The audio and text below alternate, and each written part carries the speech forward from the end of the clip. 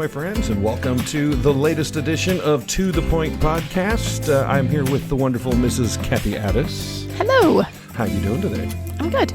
Well, we are brand new in studio. We're on episode 3 or 4, somewhere in there. I don't know. But we had to start off a little on the fly because of all the changes. So what do you think of the new digs? I like it. It's really nice. I like it, yeah. You know, it's all that kind of showmanship because we'll post a picture if anybody's interested. It's the actual corner of the craft room. Yeah. If you want to know what this really is, it looks nice now, but it's just the corner of the craft room. It's the CrossPoint way. That's right. No space is wasted. Yeah, that's right. And you do more with less, right? That's right. That's where we are. But speaking of that, we're wanting to capitalize on the resources. We've been in the midst of a series. If you haven't been a part of this, let me catch you up. To the Point is the two of us trying to make a point here at CrossPoint, but trying to do so as Priscilla and Aquila did in the New Testament, where they wanted to explain the Word of God more fully. And what we're doing currently in this mini-series here at the beginning of this very first season is we're talking about all the different ways that we can fall back into routines that are healthy and happy and whole for us. And it's been kind of a good journey so far. Some challenging stuff, I would say. Yeah, I think so. Yep. And so now we move to probably one of the more difficult things in the life of many small families that are trying to put all the pieces together, guarding your calendar. Oh, did you ever just look when the boys were growing up at the calendar and think, I give up? Yeah, it was a lot. It was a lot. In what seasons was it the most difficult for us? From your perspective? From my perspective, probably now in fall when we had back to school, then immediately band, and then all of the competitions in school, and then making sure they get up to go to school and they do their homework. And just trying to get back into those rhythms and routines on top of the added things that are on there. Yeah. Yeah, it's a scheduling nightmare, and that's why I want to talk about it because every family has to deal with this. Sure. You are not alone, and when you think, here's the deal: never met anybody who thought, "Man, we just got this done. It's wrapped up. Yeah. It's easy." Now there are some who are better at it than others. Yeah, true. But I don't know any of them. Even if you're better at it, it's just not easy. So, what was the impetus for this? As we're looking at different things, we kind of come from a culture that is, here's the spark rather for this episode. We come from a culture that almost always more is better. Mm-hmm. But when it comes to your calendar, when it comes to time, when it comes to those issues, better is the only thing that's better. Yeah. And so more actually has the ability to, like, more money, that's better, right? More resources, oh, that's great.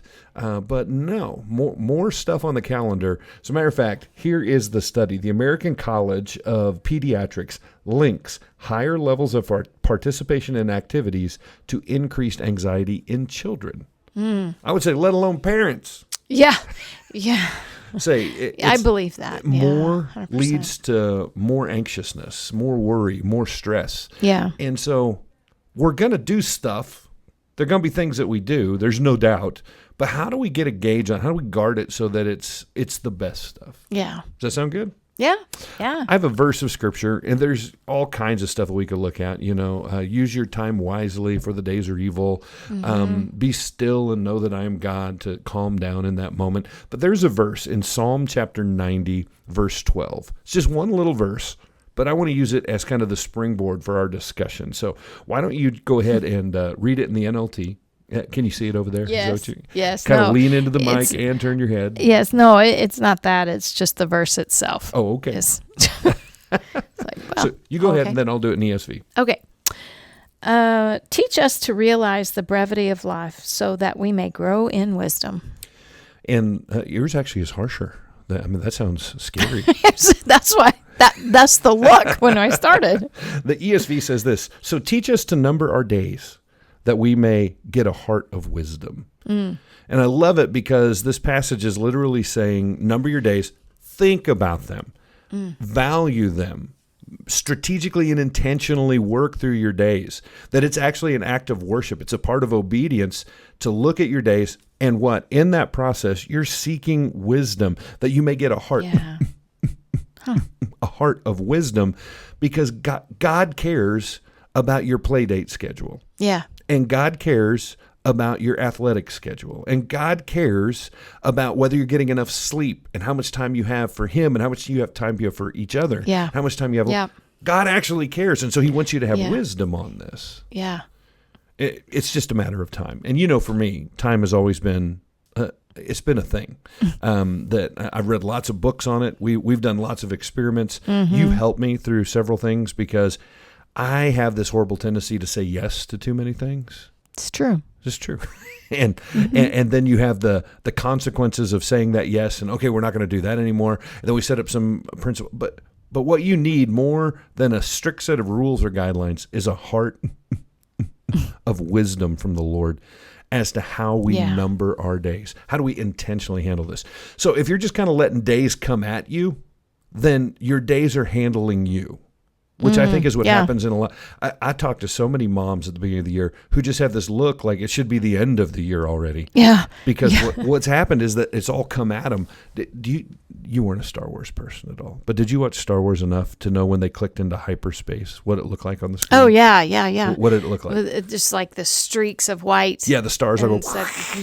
I get that sense when I talk to a lot of young parents that they're going like, we just got handed the schedule for this, and we just got handed the schedule for that, and we just clicked into, we're now in hyperdrive. Yeah, for sure. And I'm just going to say it, more is not better. Yeah. Better is better, and God teaches us to intentionally number our days and do so to get a heart of wisdom. So that's where we begin. Sound good? Yeah, that's kind of feels like the end of it. Like that's where we should end. But well, it is. So let's talk about the New Testament. We're in an Old Testament where it's talking about number your days, but the New Testament has this interesting concept of time. And it uses a couple of different words. When you see time, it's usually either kairos or chronos.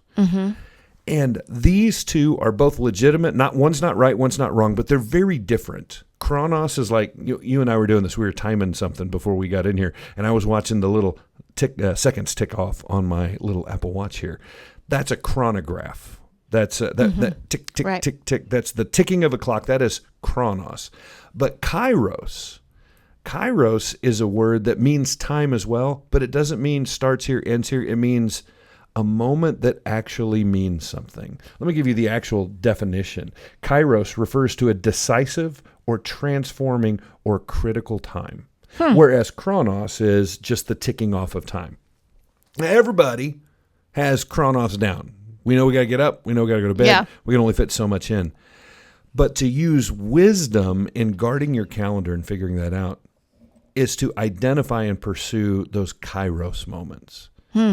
So, yes, we're going to be busy, but how do I cut out some busy so that our family has some kairos, intentional, important impactful moments together? How do we do this so that as an individual, I can have some downtime that is impactful and meaningful in changing of who I am? What it really means is the scripture for us is Psalm 90, verse 12, but the point is this. How do you number your days so that you have room for the kairos moments and the chronos moments don't overtake everything? Because if you don't do something, if you're not intentional about that, the world will suck the life out of you via your calendar. Sure. They'll just take it out of you. I remember once, and this was a good thing, but let's go back. This was a good thing, but you were the band president. You loved being involved and helping. But you started something that's still going to this day. I'm so proud of you. You know what I'm talking about? I did not start it. I was president when it started. And it's your fault. Yeah, it might be. No, it's a good thing. No, it's a good thing. It is a good thing. It was a fundraiser. It was a fundraiser for the band, yes. And tell me about it. What was it? Because I'm going to draw out of this. That's what we're going to do. Okay. What it was the fireworks stand that started, I think it was the 27th of June and went through the 4th of July. Doesn't seem like long. Not that big a deal. Not that big a deal. Oh my gosh. It was like every waking moment, it felt like. And because someone had to be there with it at all times. Yeah. Around the clock. I spent one night with one son, one night with another son. Yes. And we fought storms and there was a night we thought we were going to die. Yeah, trying to keep who knows how many thousands of dollars worth of fireworks dry in a thunderstorm. That was brilliant.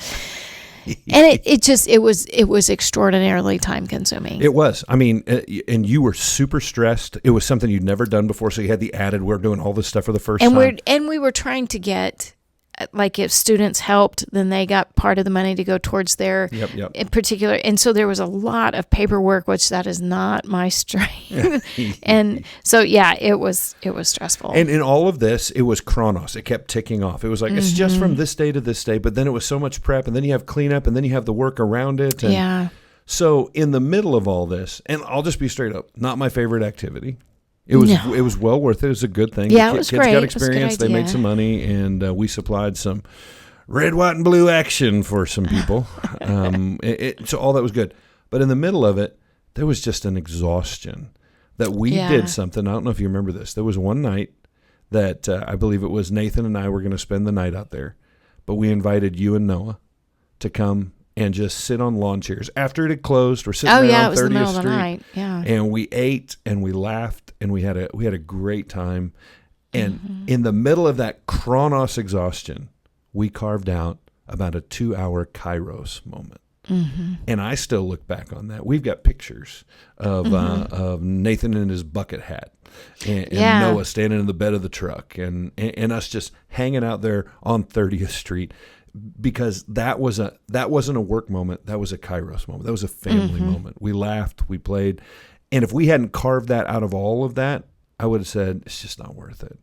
But because of that, the rest of it became worth it. Yeah. You understand what I'm getting at? Yeah, Kairos absolutely. versus chronos.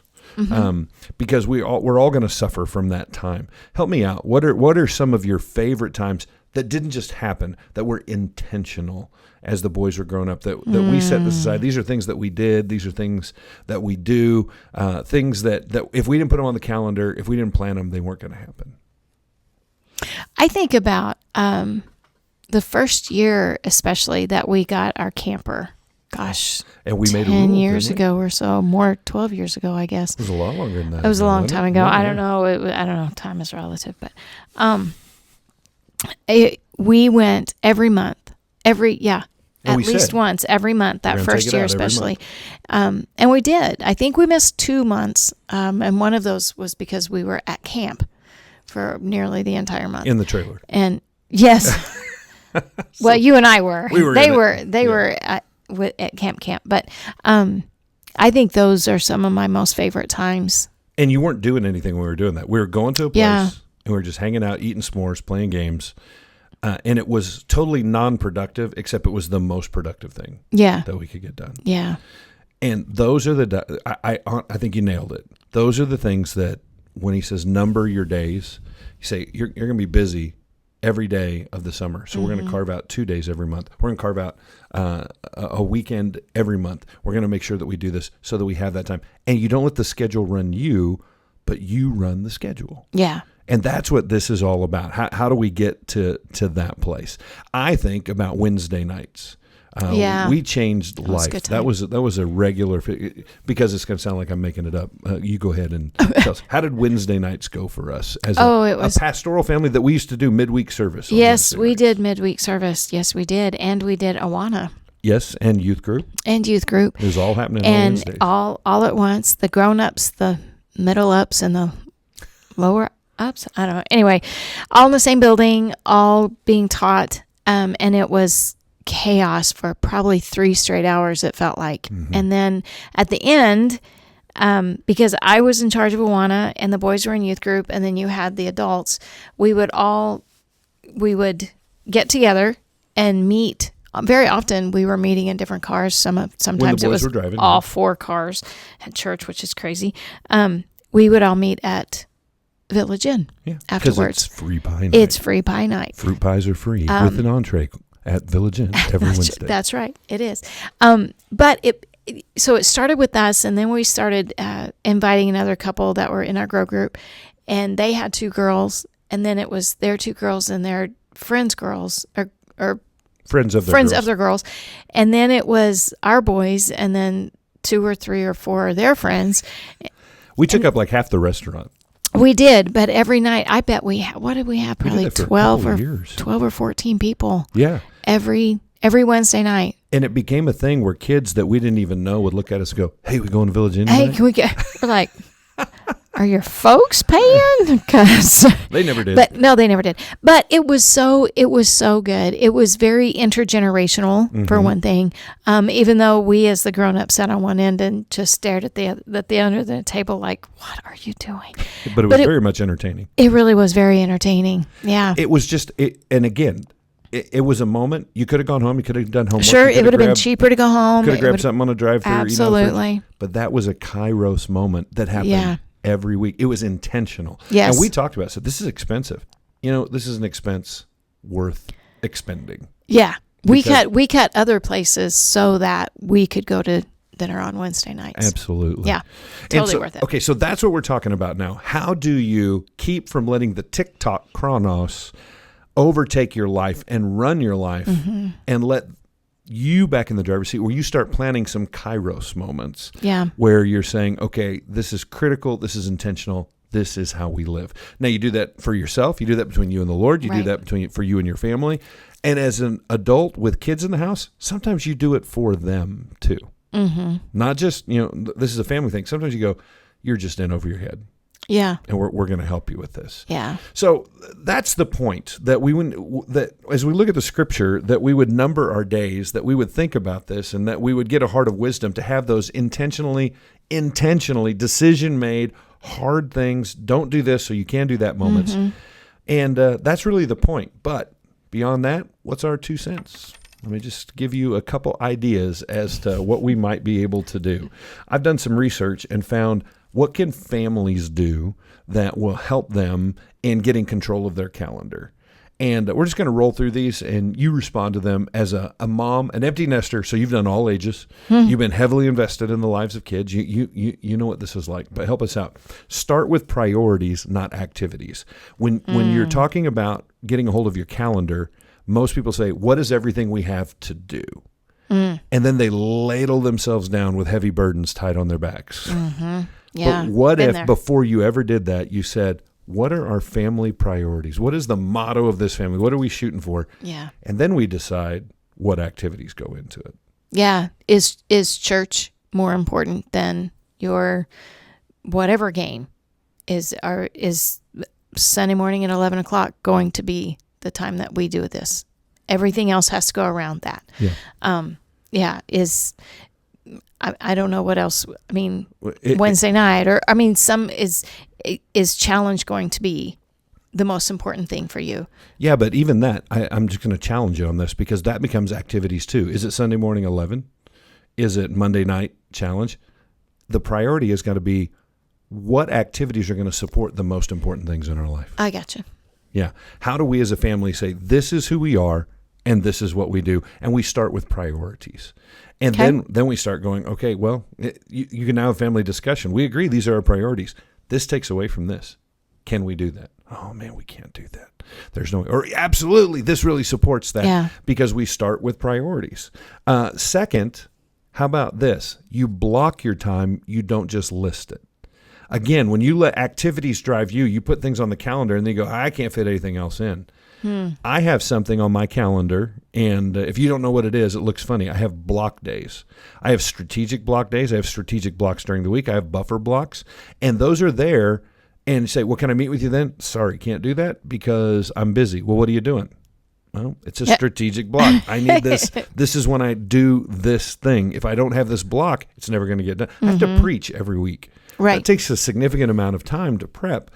And there are a number of people who would love to have conversations or activities or come see this. And if I don't block that time off, then I can't do the thing that is on my priority list. Yeah. Right?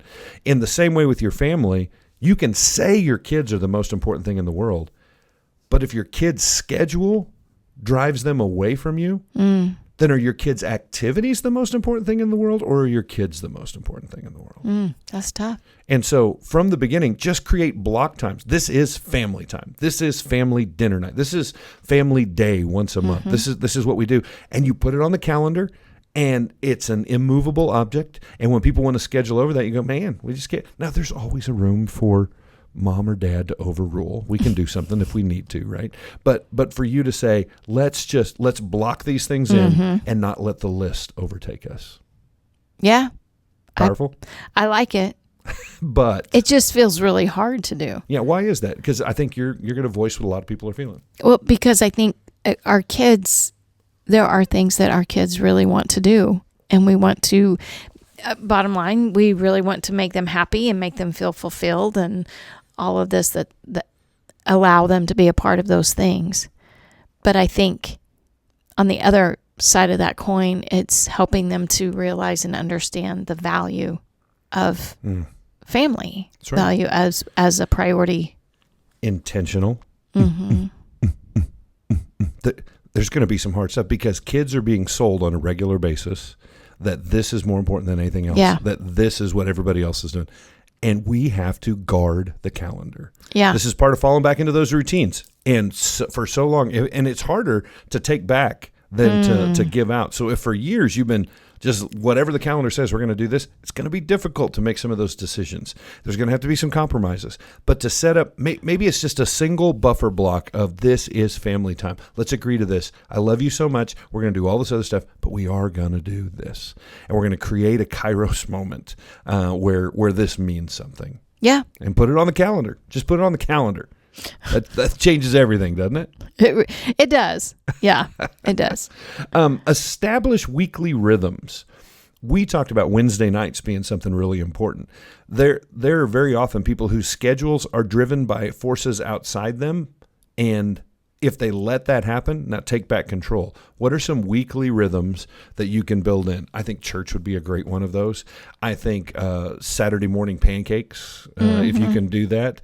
What you used to, speaking of pancakes, you used to get up early when the kids were in grade school. You made pancakes like 5 days a week. Every day. Every day. Oh my gosh. They didn't want anything else but pancakes, chocolate chip pancakes.